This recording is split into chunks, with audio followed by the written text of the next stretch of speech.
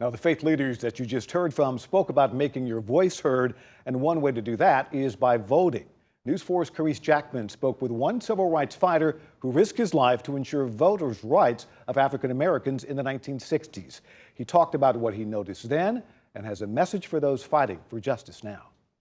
From his Detroit home, actor, director, civil rights activist, and Nashville native John W. Hardy remembers the civil rights era like it was yesterday. I was on the Freedom Ride Coordinating Committee. During a tumultuous time in our country's past, Hardy stood up, not just here in Nashville, but across the South, participating in lunch counter sit-ins, marches, and boycotts. But it was fighting to get people the right to vote where he found his passion. I became active more in the voter registration drive, which we also simultaneously were running. Hardy remembers the obstacles deliberately put in place across the South just to keep African Americans from voting.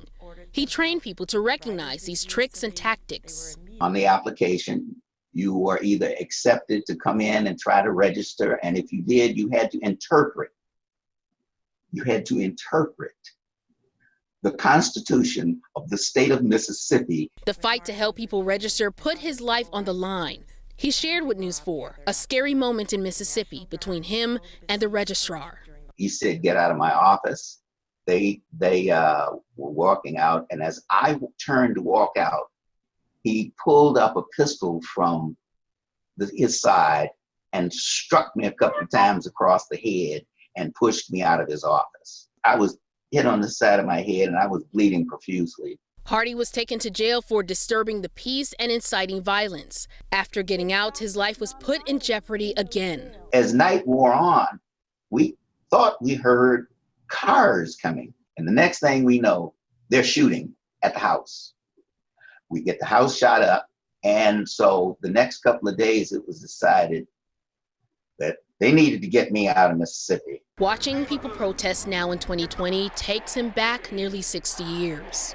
The protests were peaceful, but they have been infiltrated because, again, here we see the system wanting to narrate what we should do.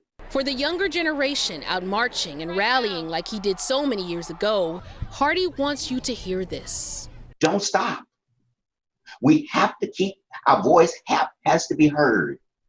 We have to be heard no matter how long it takes. If the battle is still going on, ain't no time to take a break. From experience, he says he knows the fight to end systemic racism is not easy. But it's a battle he says is worth every effort, every sleepless night, and every sacrifice. I'm Carice Jackman, News 4 Nashville.